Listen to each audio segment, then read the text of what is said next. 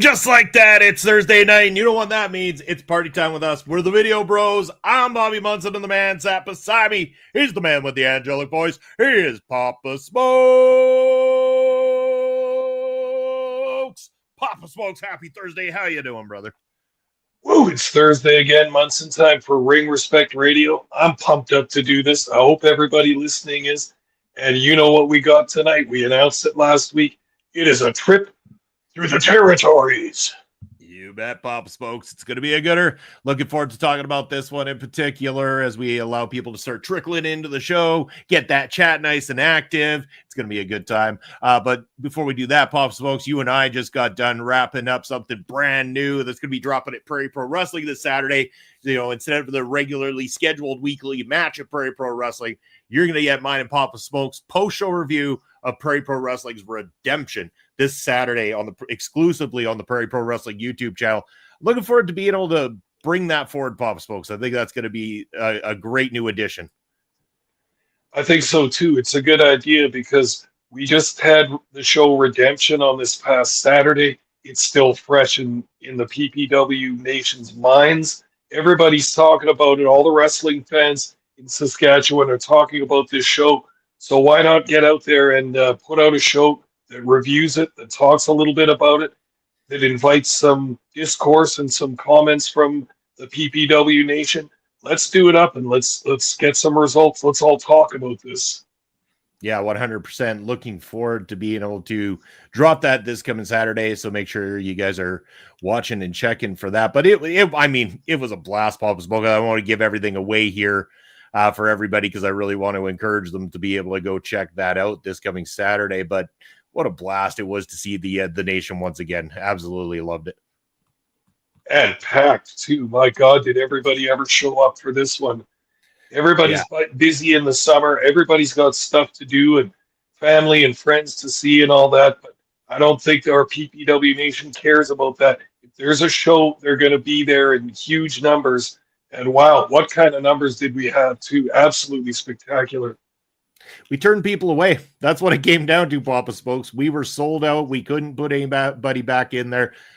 It was to the rafters. So, yeah, it was great. It was a great time. People had a blast. I know that the videos are all edited, Papa Smokes. They look good. They look really good, actually. There's a lot of great footage, a lot of great stuff captured.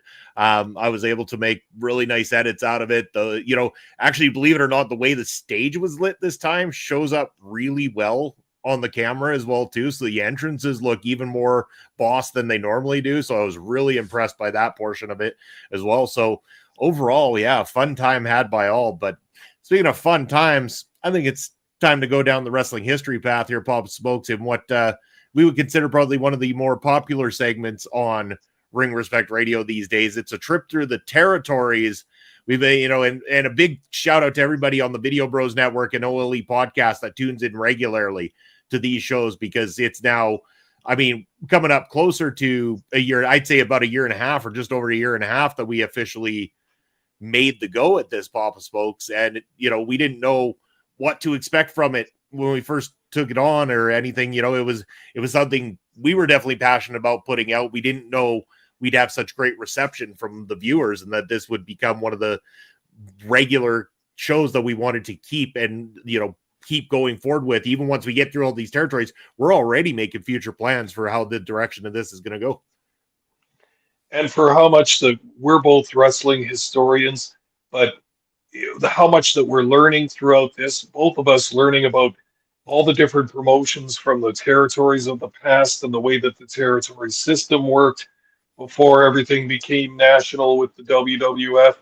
But we just want to bring it to the fans to give them something to think about, because a lot of this wrestling from the past is well worth watching.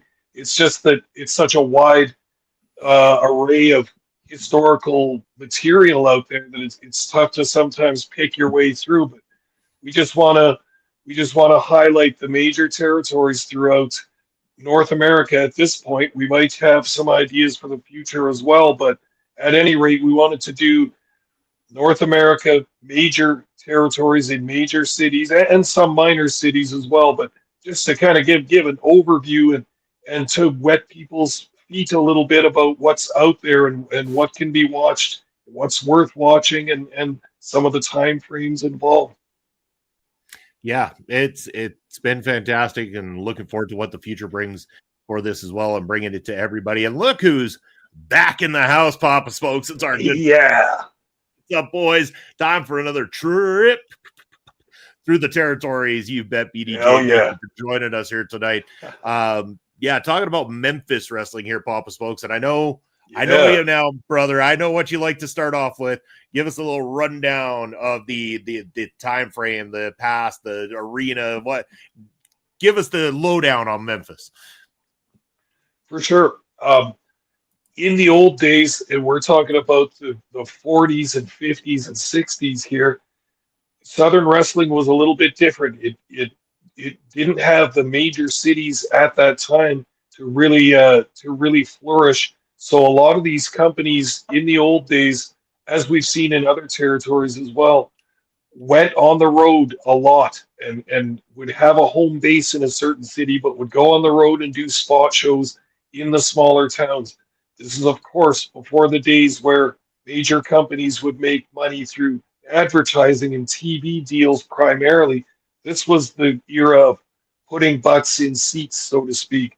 So let's start with the 40s here.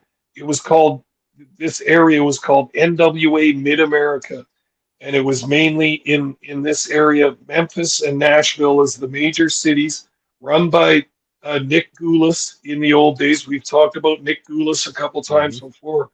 Very successful promoter in various areas of the South, including the Carolinas, Georgia, some areas of Alabama, Kentucky, and of course, Tennessee. So we had Nick Goulas, who kind of had a stranglehold on this area for a long time. He was a successful promoter, but wasn't so popular amongst a lot of the talent because he was a cheapskate. Sounds like a wrestling promoter, right, Munson? We know this too.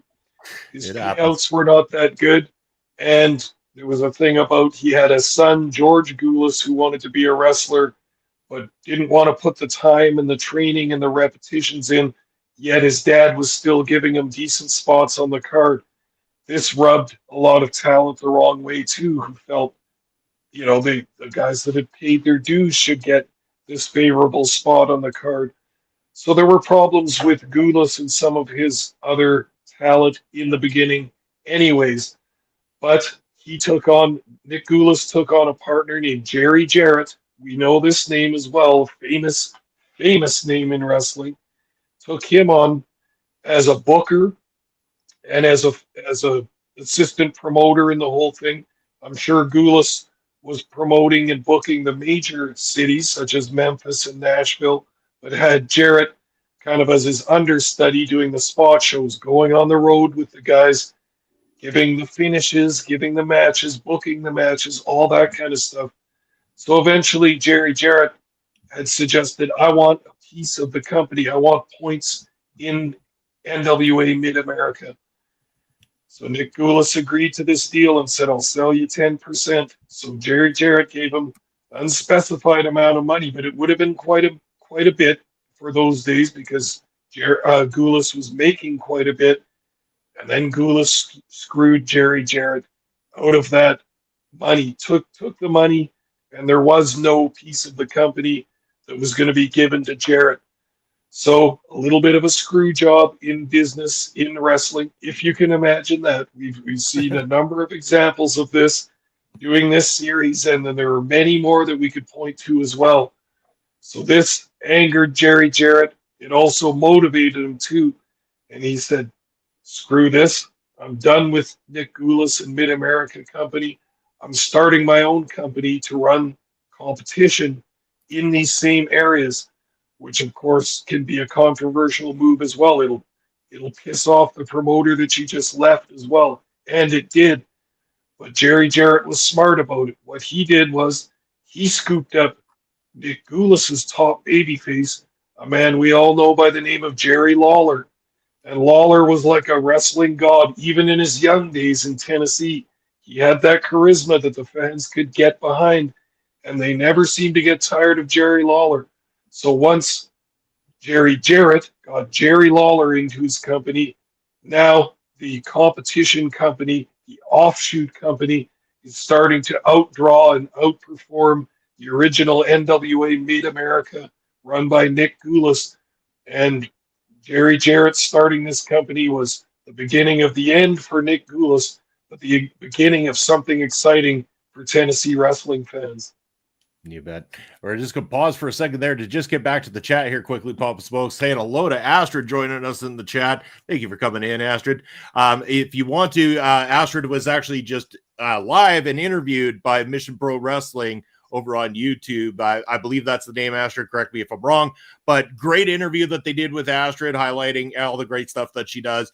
Go and check that interview out. I was in there for a while checking it out. I'm going to go back and watch the parts that I missed because we had to get to the pre-tapes earlier. But yeah, great interview. And as always, Astrid does amazing work. So go and support what she does. And, Bass is up in the house here, Papa Smokes. Basser is coming here to join us. He is there. He was there supporting him and Bass Jr. and his buddy. I think it's Adam, right? Adam's the buddy there, Basser. Three of them there at ringside. Bass Jr. got his Jack Juicy Certified Beauty shirt. So him and Pops can match. I mean, it was a banger of a night, one hell of a night. And again, Bass, I know that you caught it in time. This Saturday, Pop Smokes and I, we pre-recorded it, but there is our post-show review coming this Saturday on the PPW YouTube channel as a new addition there to the channel. And yes, Mission Pro Wrestling is correct. So go check them out on YouTube where Astrid did that interview. It was a fantastic interview. And yeah, go check it out and subscribe to their channel, subscribe to Astrid's channel while you're at it as well too. But sorry, Papa Smokes, always got to acknowledge that chat. We want to keep them active, but back to Memphis. Head on back in the car. Let's go back to Memphis. Let's talk a little bit deeper about it as well too. Again, like Jerry, you bring up Jerry Lawler. I mean, when in my research, more than once that people talk about it, I even ended up putting it on the thumbnail for this picture, is essentially Lawler versus everyone, or Lawler versus the world is the situation. Yeah. They created such a beloved babyface because of the charisma that he possessed and everything like that, that he was the ultimate wrestler to have in that particular territory because he sold tickets. He was the babyface you want to have. He wasn't that baby face that gets all the way to the title, like the common phrase nowadays that the chase is better than the run. But in the case of Jerry Lawler, that wasn't the case because they wanted him as their champion. They wanted him to be at the top of every single card when it came to Memphis Wrestling. Very much so. And it kind of worked perfectly in this way too. It's a good model for success. We've seen other promoters use that, such as Eddie Graham, is get a babyface champion and then just start feeding them heels. Have your local heels and then have more of star heels come in, well-known names come in, and just feed them constantly, different heels all the time. And another vehicle for using that was Jimmy Hart's first family, right? You kind of like various other companies. You've got Bobby Heenan's family. You've got James J. Dillon with a stable of wrestlers. Same thing. Hart would bring in, or Hart would have his regular heels that were part of his family, and then he would bring in other heels from other areas so that Lawler always had a fresh roster of opponents all the time. It's a recipe for success in wrestling. Yeah, it really was. And we're going to talk about some of those feuds as well, too, Papa Smokes here.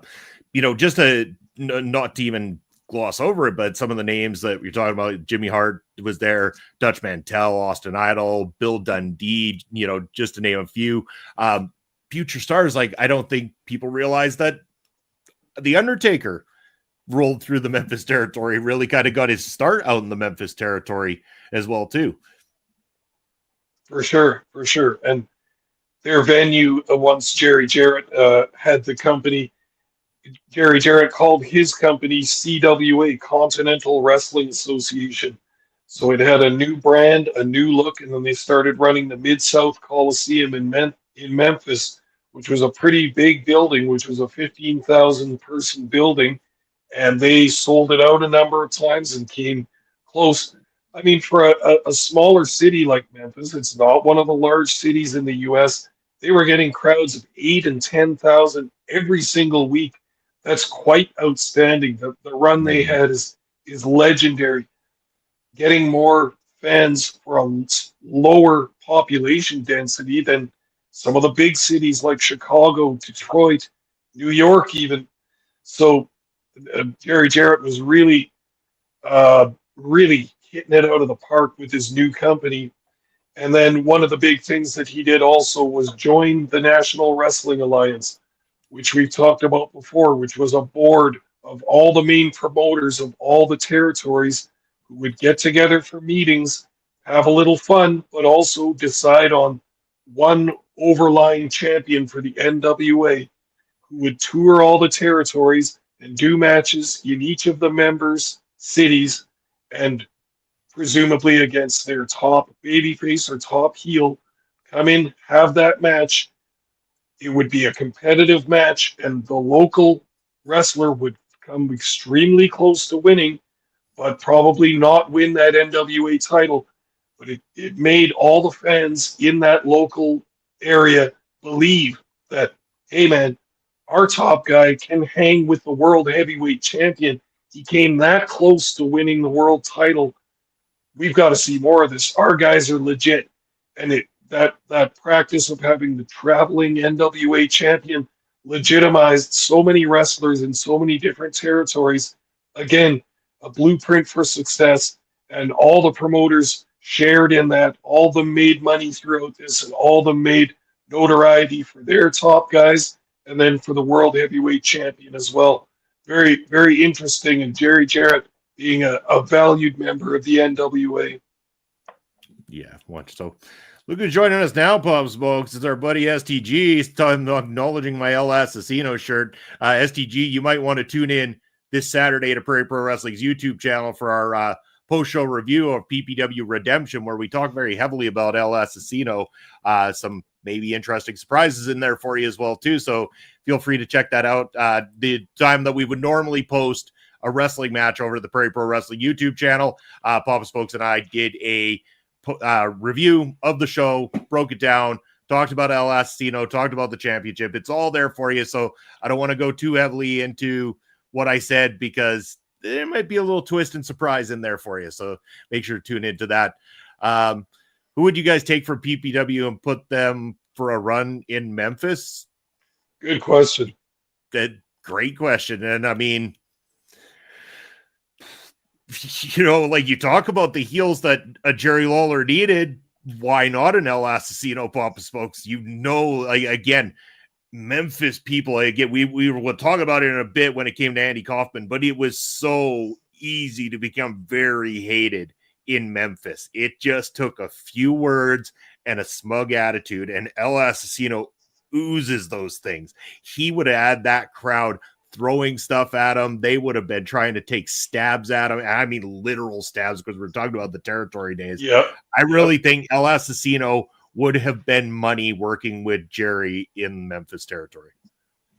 Yeah, very much so. And they even had a wrestler that reminds me a little bit of El Assassino in the Dream Machine, a masked guy, a heel, and a very unbalanced and out of control, violent character. So wouldn't have been out of place to have El Assassino down there. Or can you imagine the Sheik or Berat Gorani down there? I mean, there's a number of possibilities I think that would have worked out fine. Not to mention a Michael Allen Richard Clark or even a Michael Richard Blaze. Those guys could have negotiated the waters of the territories back then in Memphis. Yeah, you bet. Good shout, BDJ. Thank you for that question. Before did anything else? Well, I'll just mention that the to TV, it wasn't just the live shows, Pop Souls. That's what the one I wanted to go to next was the TV. Yeah. Championship Wrestling from Memphis aired Saturday mornings, WMC TV, Channel 5, and they drew numbers. Like, I mean, they drew strong numbers for that television program. So it wasn't just the 8 to 10,000s they were pulling into the arenas.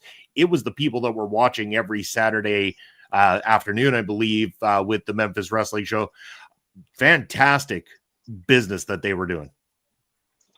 Oh yeah, definitely. And to think that they were putting so much work into it too, like not only all those live shows, it would be the live show the Monday night in Memphis, then they would go on the road do their spot shows, do them in Louisville, Kentucky, Nashville, Tennessee, various other smaller cities in the South there, and then make it back to Memphis to do their TV, probably, I would guess, on the Friday morning or somewhere around there. Get the tapes down back to the TV station, get the editing done, get the commentary put on, and then release it for Saturday morning. Wow, just very tight ship they had. They're really doing good business. One of the things about the way they got their TV deal, which was quite a favorable one for the area, of course, this is before the days of national TV, of cable TV, so to speak. In these days, you would put your wrestling show or any kind of show on your local TV station, which would have a signal range of a number of miles in circumference around your city, so that the whole city would be able to get that signal, and then probably some people in the immediate rural areas as well. So you had to rely on, again, the people in your own city to watch that TV show. But one of the ways that they got on that network, and one of the ways that they managed to get some advantages on that station, was they were friends with Lance Russell, who was a sports announcer throughout Tennessee and in Memphis in the 60s and 70s. He also had a high position at that TV station in terms of program planning and that kind of thing.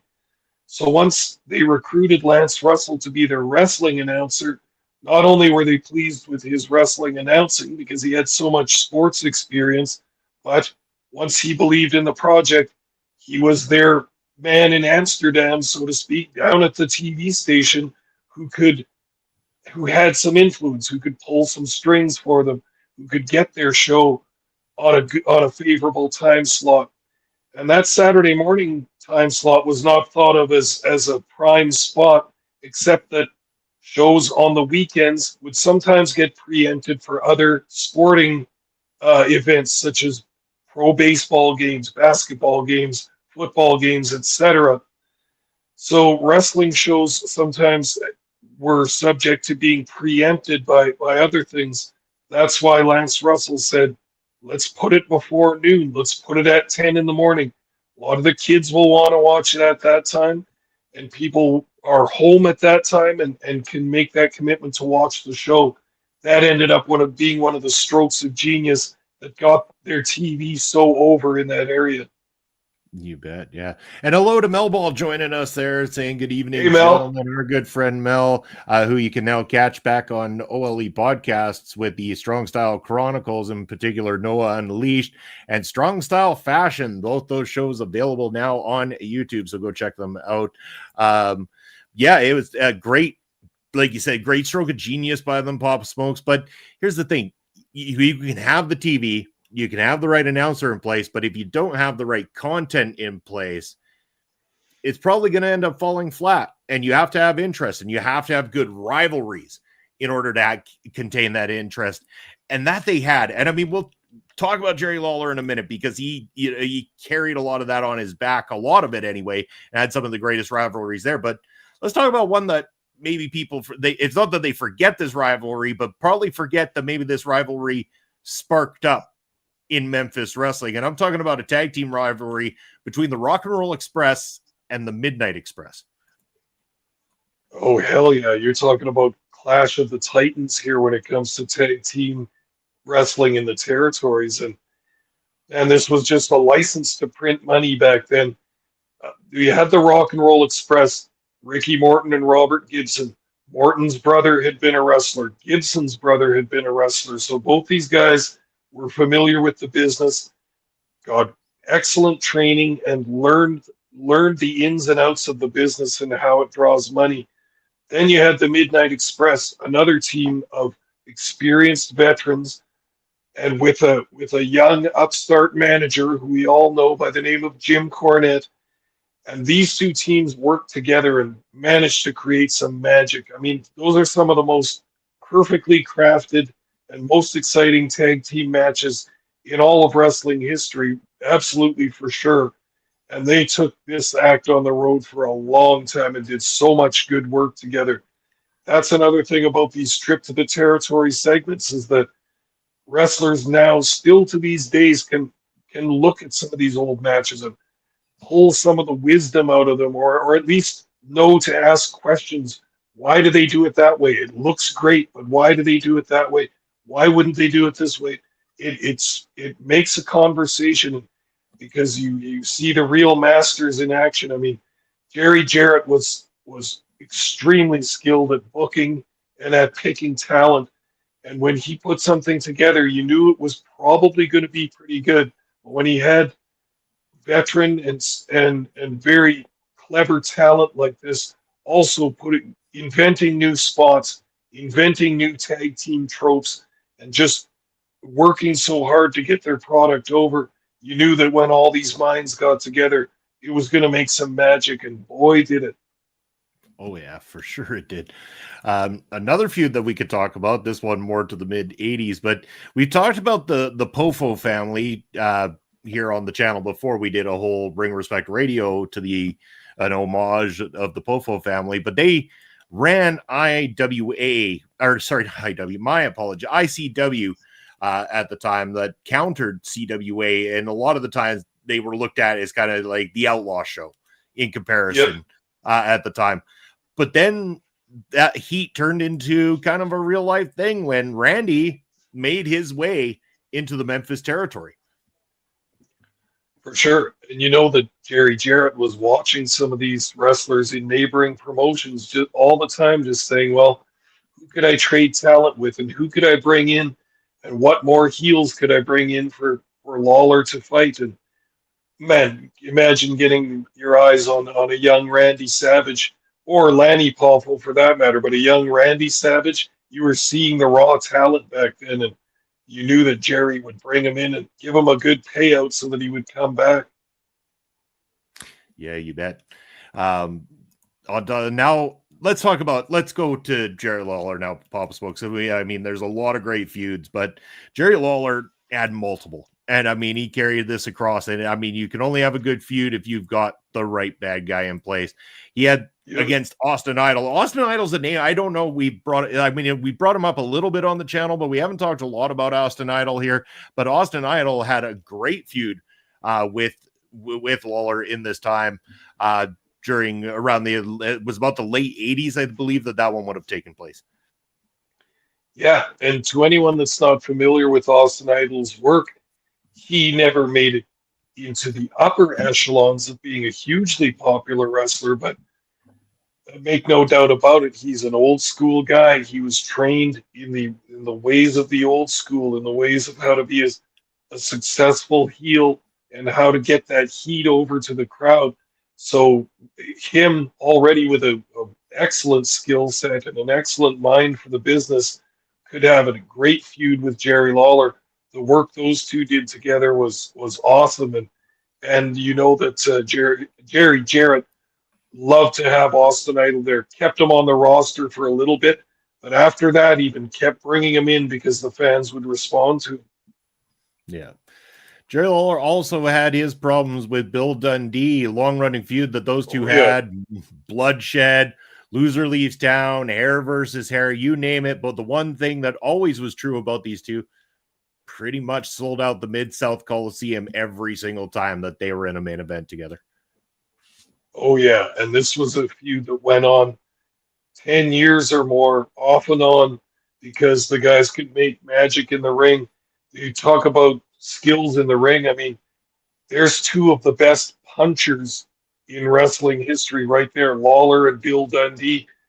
Guys that honed their craft for so long and could throw those convincing-looking closed fist punches, bring it to within a millimeter of the guy's face, and the guy taking the punch would snap back. It looks absolutely excellent. And like you said, they had all kinds of gimmick matches against each other, stipulation matches. Jerry Lawler had bought himself that new Lincoln Continental or whatever kind of fancy car it was, and then had him then scheduled a match of himself versus Bill Dundee the winner would get the car just so that Lawler could win that car and then drive it around Memphis and everybody would see him in it. I mean, that's the kind of guy he was. Lawler was such a favorite to the Memphis community. Again, not a tremendously large city, so you would sometimes see the guys kicking around. And, once you saw Lawler win this car in this wrestling match, didn't that suggest that everything was straight up across the board and Lawler did win that car in that match? So it's funny about these guys that do things in their private life and then think, yeah, we could make a match that makes that what I did legit kind of thing. And then the fans will know, well, he got it in a wrestling match. That's the way it works. So very interesting and very funny the way they did it. It's a beautiful touch when you could take kayfabe one step further. So gotta love it. The infamous feud, or at least the infamous fight. I mean, we could call it a feud. There wasn't really a whole lot of wrestling matches involved in it, though Papa spoke. Everybody, I'm sure in the chat, even if you've ever watched Memphis before, you are very much aware of Andy Kaufman's time in Memphis wrestling. He's on the thumbnail for a reason here. Andy Kaufman, and probably not the first celebrity to ever step in a pro wrestling ring for a spot of any kind, but maybe to the magnitude of the way this angle had been taken. The fact that they managed to pull off something where people believed this. And it was because Andy Kaufman, as an actor and as a human being, took kayfabe to a whole other level himself. I mean, he was always a character. Nobody knew if they were ever talking to Andy Kaufman, if they were talking to one of his personalities that he always went out to be and stuff like that. You were never quite sure what you were getting. Yeah, exactly. Lodka, yeah. I mean, Tony Clifton, like whoever it was, Andy Kaufman was bringing that to the table, and you couldn't tell the difference. He was a method actor to a point where you didn't necessarily know who the real Andy Kaufman was. So the believability of what he did made sense. The way that he came in and he did the intergender wrestling championship, and he would bring women out randomly from the crowd, and he would pin them in short amounts of time and everything like that. And he would never fight the men because it was unfair. And he was just this weaselly scumbag heel that came from Hollywood, and he'd get on the mic and I'm better than all of you. And when he does the thing where he pulls out the soap and you all could learn something from this. And like just those things, like Kaufman's mind for pro wrestling was absolutely brilliant, without a doubt.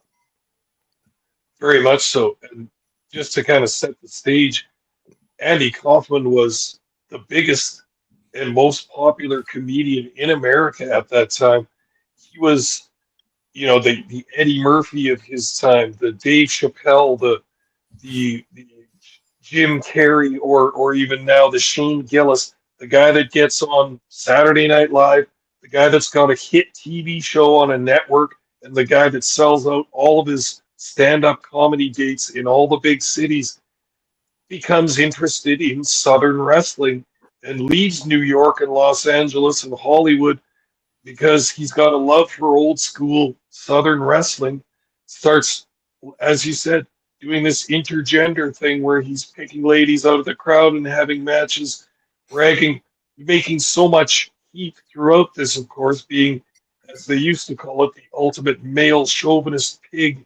That was the old term for that. They've got different terms for it now, but he was bringing a lot of heat. And I think that when he did some other smaller promotions, that Jerry Jarrett and Jerry Lawler and the boys probably met him at some point and then just said, yeah, you got to come to Memphis.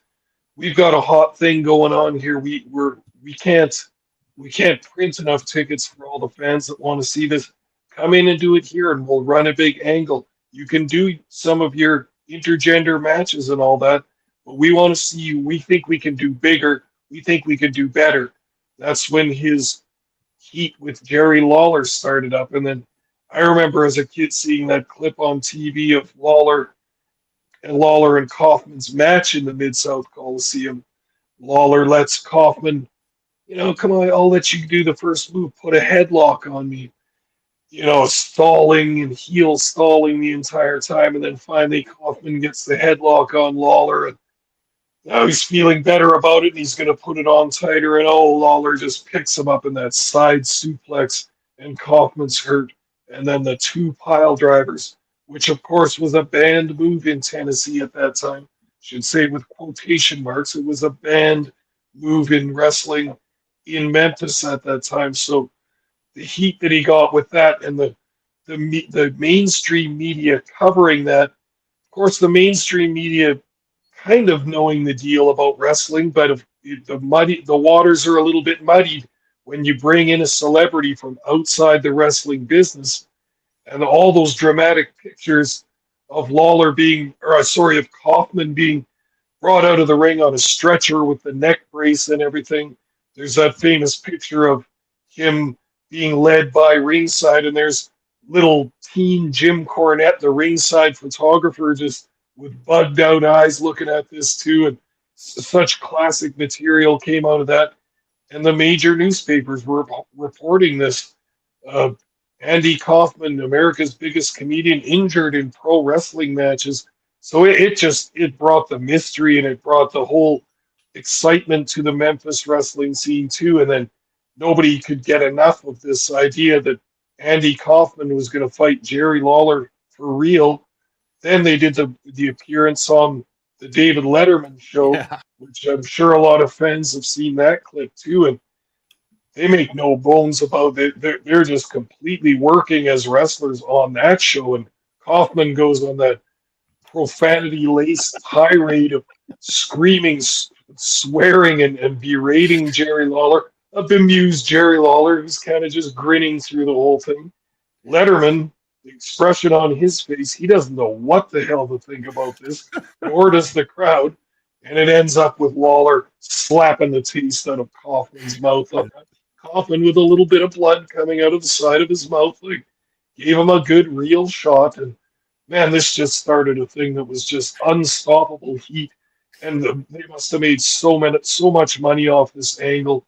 No one ever knew how real this whole situation was until well after Kaufman's unfortunate early death. Yeah.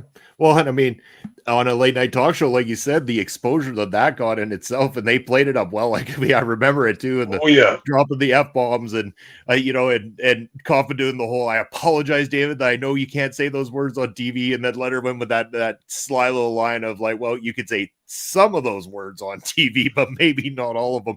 As we say hello to a new chatter here, Betty Boy, number 9. What's up, boys? How's it going? Thanks for joining us. Appreciate you being here.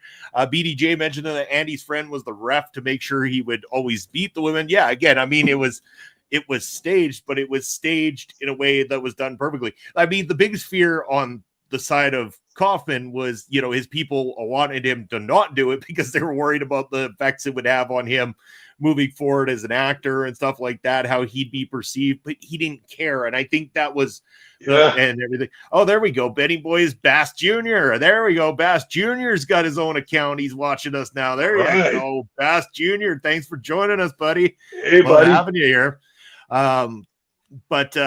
So I mean, everything about this, it might be one of the most perfect wrestling angles, especially involving a celebrity. Involvement of a celebrity in pro wrestling. Andy Kaufman had the doctors involved. He had everything involved to sell this whole situation with Lawler during this time.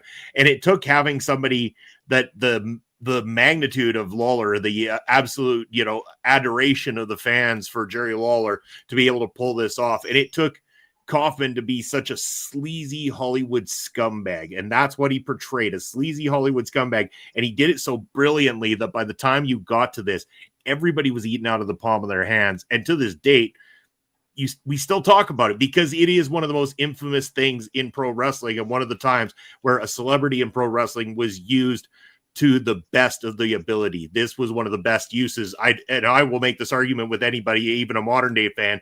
This was one of the best uses of a celebrity in a pro wrestling ring. Yeah, couldn't agree with you more. And there were a couple other things that lent themselves to the believability of this angle. Was number one, that the intergender wrestling that Kaufman was doing for various companies, but including Memphis, was that when he was doing those matches, he was actually picking people out of the crowd. These weren't plants. These weren't lady wrestlers that he was picking out of the crowd. They were random people.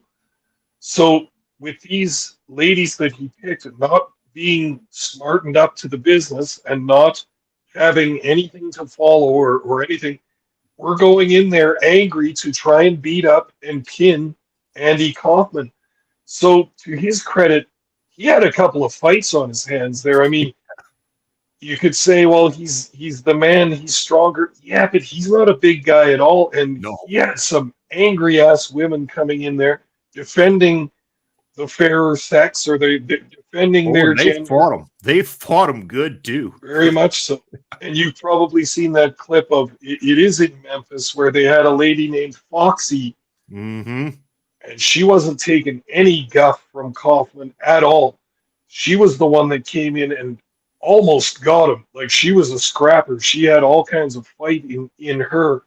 So she was the only one that got the second chance at it. Once they had seen that first match against Foxy, they went out into Jarrett had some guys go out into the crowd and say, hey, we got to do this again. You almost got him, so we're going to book a rematch. And then again, the same thing with the rematch. Kaufman had a lot of trouble with her, and as the BDJ pointed out, probably had to use the influence of his buddy, the referee, to make sure that he got that win. Yeah, as BDJ Foxy ran out. Yeah, I mean, that's Foxy got tired and got caught out. And I mean, had Foxy been a little bit more prepared and a little less going after just plain out revenge on Andy Kaufman, I think in a prepared fight, Foxy would have mopped the floor with Kaufman any day. But Kaufman, he knew he didn't go in with anger because he was going in as a character and he knew what he was doing. So that's where he had the edge. And that's the only edge he really had and he's fortunate he didn't get caught out by one of these ladies. Because like we said, if you can go back and watch any of this stuff, those ladies were throwing down with him. And I mean, there was a few times Kaufman just about got caught out, and it really would have halted the whole situation in terms of getting to where we did with Jerry Lawler. Yeah, and none of those matches, those intergender ladies versus Kaufman match, they didn't look like typical pro wrestling matches. There wasn't grappling at the beginning and then some spots and running the ropes and climbing the ropes. There was none of this kind of stuff that we all watch with pro wrestling. This was a woman charging Andy Kaufman, trying to get him down and just trying to lay a beating on him, basically. And Kaufman trying to stay out of that, trying to survive. Also trying to prolong the match a little bit, doing the whole heel leaning through the ropes. Oh, I'm not ready to start yet. And getting out of the ring and walking around and stalling. I'm not ready to start yet. We'll start when I'm ready to start. And all this just bringing the audience to a boil, basically. And oh man, some good times, particularly those matches against Foxy. I like that a lot. Yeah, there was some classics there, but we talk about all the good times and everything like that, Papa Smokes, but there are some bad times too. Eventually, with the merger with the USWA, and time we got to the 90s, and a lot of the territories started to phase out, and Memphis was no different in that situation. But they also might have inspired a lot of things. There are a lot of people out there that say because of the match gimmicks that they had and the style that they had and the things that they did were a lot of the driving force or influence for things like ECW. Yeah, that argument could be made for sure. And that's long been a discussion about Tennessee wrestling, is that as much as I love it, there are people that don't like Tennessee wrestling. I mean, historians and knowledgeable fans that think that it's trash because of the blood and guts aspect of it, because of a lot of stipulation matches, and there were promotions that really thrived on the blood and guts aspect. Not all traditional wrestling historians and fans like that kind of thing. It was drawing money. That's the kind of style of booking, though, that doesn't lend well to long term, though, right? You can't have cage matches and strap matches and chain matches and blood all the time. You can't do it all the time because The fans are going to become numb to it. They're going to get used to it. They're going to get tired of it eventually, right? We look to a lot of these territories that thrived. You have a 15 or 20-year window probably before it'll become stale, and you have to start something new in a new building, in a new area with new talent and a whole new structure. So Memphis had its insanely white hot periods of business. But again, in the wrestling business, especially in a smaller metropolitan area, it wasn't going to last forever. But Jerry Jarrett still was quite forward thinking. He went down to Dallas, another promotion that had been insanely popular for a long time. But we saw what happened with the Von Erich family. Fritz had retired. They were starting to run out of talent and all that stuff. So their numbers started to decline. So Jerry Jarrett goes down to Dallas and says, hey, I'll buy your company and everything with it. I'll buy your rings. I'll take all your talent and all that stuff if you want to sell. That's exactly what happened. Jarrett acquired world-class wrestling from the Von Erich family and then brought its assets back up to Memphis to try and revitalize it. Let's get some new wrestlers. Let's get some new feuds. Let's get a whole new look to the company. We'll call it USWA. But the thing was, it was a great thought and a great idea to try and get that going. But the time, 1989, was just the time where Vince McMahon's nationalization of the WWF was in full swing by the late 80s.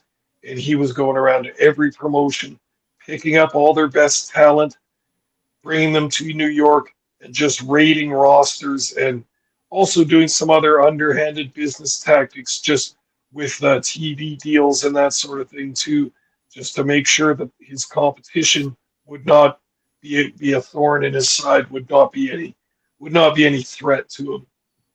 Yeah. So that's kind of the story of Memphis Wrestling there, Pop Smokes. I know we'll watch a match here, but I know we're getting close, pushing closer to the top of the hour and everything like that. So I don't want to press for time too badly here. And I think everybody's had a fun time learning about Memphis Wrestling. But was there anything else that you wanted to add to the Memphis Wrestling conversation before we kind of wind things down? Well, just to any fans that are interested in this, watch some matches. If we're not going to watch one tonight, go to YouTube and watch. There's a ton of stuff on there. Unlike some of these other territory companies that we've covered who don't have that much film remaining or that much tape remaining due to the old days of video cassettes, back when of course VHS and beta cassettes started, they were $80 a piece for a blank tape or whatever. So they used to just tape their tapings, show it on TV, and then use that same tape, just tape over it with the next week's thing. So how much good stuff was lost over the years, over all the territories? It's incalculable. So much stuff. But Memphis isn't one of those cases. Because of their good deal at the television studio with Lance Russell, they had a good deal and they had an advantageous spot at the television studio, so that those tapes and archives were kept at the studio. So there's a ton of stuff out there. If you guys want to go back and watch some stuff, please do, because there's a ton of good stuff. You can learn a lot about wrestling and be entertained at the same time. You bet you can. It's been fun talking about them, Papa Smokes, and I know that you're probably just itching to get over to watching that Blue Bombers game that's currently in the second quarter right now. So we're gonna free your time up here very quickly so you can get to watching the Blue Bombers, because I know it's hurting you not to see them at first in the West right now, but only because they had that week off there that cost them not having the extra points. And for now, we'll say for now. Anyway, we'll get to that shortly. But Bob Smokes, what we got coming up next week here on Ring Respect Radio? I think it's time we drop a little trivia here on the show. I think it's about in line with the right time to do some trivia here. I mean, right in between Canada Day and Also July the 4th in the US there. In fact, it's I believe July 3rd next week. Can't remember now. Now I gotta the first is Tuesday. Yeah, there we go. Okay, so July 3rd. So perfect. Yeah, and look at this, the Mangler. Thank you. Go Bombers. All right, you've united Bombers fans in the chat. Oh yeah, folks. We're out there. But yes, we will be doing the trivia next Thursday on Ring Respect Radio. So we'll gather up a crew to come join us here so we can find out who's going to be champs, who's not going to be champs. Lots of stuff we're going to be covering in the upcoming weeks with indie wrestling as well too, Papa Smokes. And then right around the corner, we're going to have more stuff coming out from Prairie Pro Wrestling. We got stuff from our friends at SBW. They just did another show, so I'm sure we're going to see another SBW one pop up. IPW's got to have something coming around the corner. So lots to go on here on one of the best shows around. We talk about indie wrestling, we do trivia, and we do these historical takes every single month with you guys. It's been a pleasure. But now it's time to wrap things up. So Papa Smokes could go watch the Bombers, and I'm not going to tell him the score. He's going to go check it out as soon as he gets offline here. But Papa Smoke cost me some money. That beautiful ticker just hit the screen. Tell the people where they can find you. Well, hell yeah. Let the ticker go, baby. That's the best thing we got going at this time of the show. So I can be found on Elon Musk's free speech wonderland known as X. I am at smokes_papa. I'm also sometimes on Twitch. There I am at papa_smokes_. That's where you'll find Papa Smokes. As for myself, Bobby Munson, over on the X, it's at Real Bobby Munson, Instagram and Threads, Video Bros SK. On the Twitch, Video Bro _Bobby Munson, and Blue Sky, Bobby Munson. What have I got coming up? Well, you're going to be able to join me again here on the channel on OLE Podcast this Sunday for Point of View, 11 a.m. Eastern Time. We're going to be talking about the week in sports, so stay tuned for that coming up. Also on Sundays, I've been dropping videos. They are called 30 Years Later, Let's Rock About It, where I go back on albums that I grew up with in my younger years 30 years ago, and I talk about whether or not they still rock today. Find out all the interesting facts about the albums, about the bands, and about whether or not they're worth spinning in a modern day as well, too. We've got, again, tomorrow I'm going to be dropping a very special episode of Killer Cuts with Astrid. We did a reaction to The Strangers Chapter 2 movie trailer that came out, so you're going to be able to check that out on the channel here tomorrow. And quick programming note outside of my own shows, OLE Podcast, where all this is broadcast.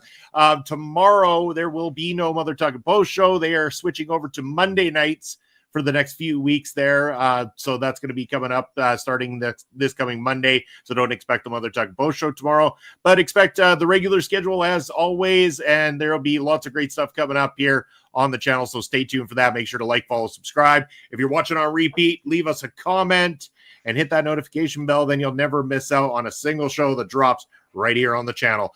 Well, that's going to be it this week on Ring Respect Radio. As we head out, I'm going to leave you with what was up on this week's calendar and what you got still coming up.